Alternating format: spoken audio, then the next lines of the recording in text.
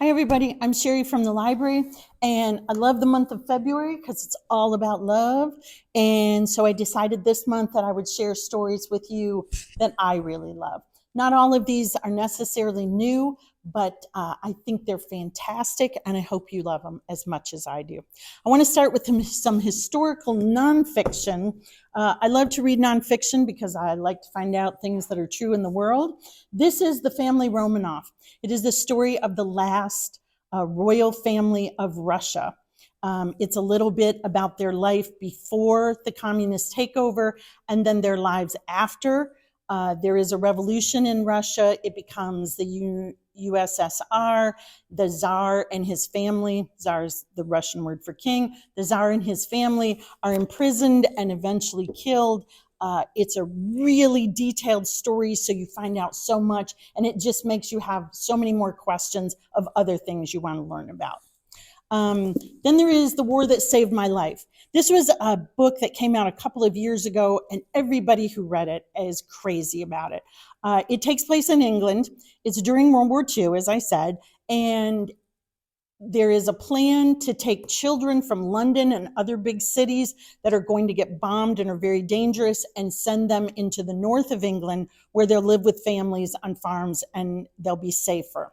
This is about Ada and her brother. Her brother, James, is one of the kids who is going to go on the trains, but Ada's mom doesn't want her to go.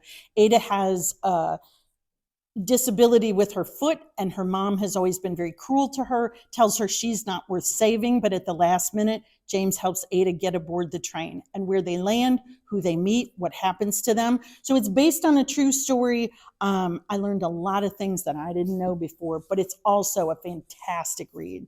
This is A Night Divided. This is about a girl in the 1960s who lives in Berlin, Germany, and one day wakes up, like everyone else in the city, to find that there is a wall going up in the middle of the city that will divide the East and the West. If you are on the East side, you are not allowed to travel to the West. You are trapped there regardless of where your family or your job or your school is. Her father is trapped on the eastern side of the wall, and she and her brother devise a plan to try to save him that is extremely dangerous. Again, it's a fiction book, so it's telling you a story, but the story is based on such incredible real events. It's really suspenseful, and I feel like I held my breath halfway through it. I love a book that takes a lot of stories and brings them together in a way that I didn't expect. And one of the best books that does that is Echo. There are 3 stories in this book about 3 different kids in 3 different countries. And the thing that brings them together, if you can imagine this, is a harmonica. What happens to them is a bit of history in their own time, but there's also a thread that pulls this story together in the end. It is beautiful. It has mystery. It has adventure. And in the end, a lot of hope.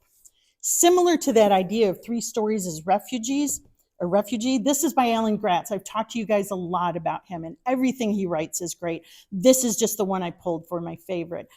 It's about 3 different kids. One is a boy who lives in Nazi Germany. He is Jewish, and his family is trying to get out and to survive the Holocaust that's coming. The second one is about a girl who lives in Cuba in the 1980s.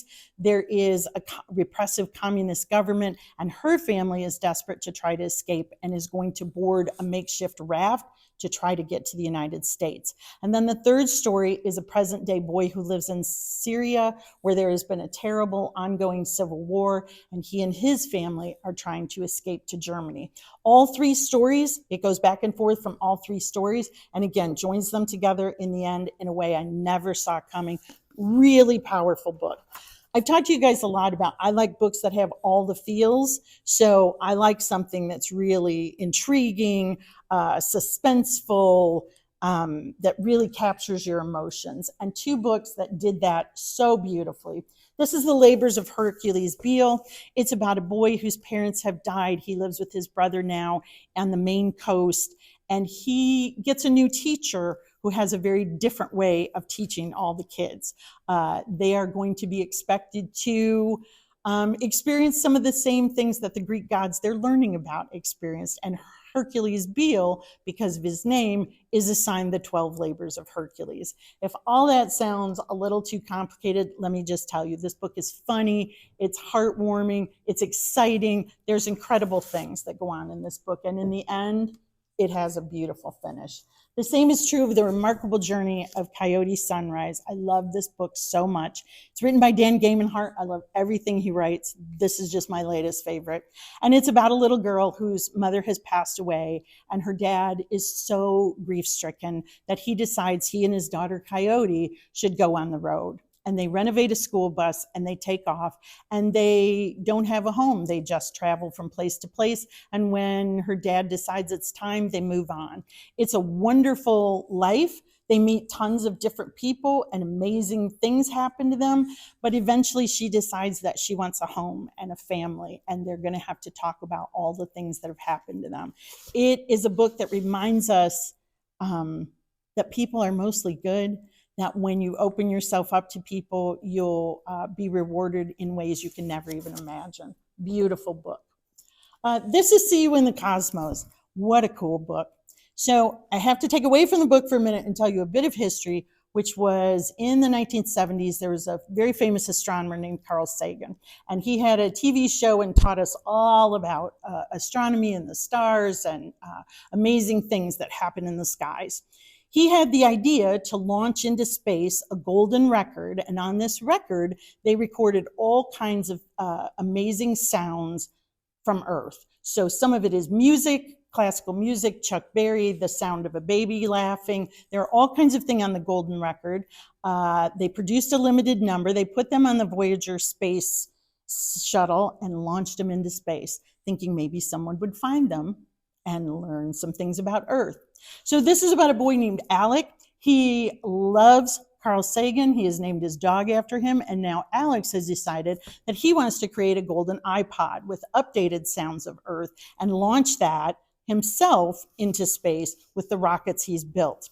There is not a place for Alex to do this at home, so he goes on the road. And again, the people he meets are both wonderful and horrible, and he has exciting adventures and sad things and amazing things happen, and I love the book. This is Alone. I talked to a lot of you about it. These books bring you into contact with people who find that there are wonderful people in the world, but this is about a girl who wakes up one morning and finds herself all alone. Something has happened in the night.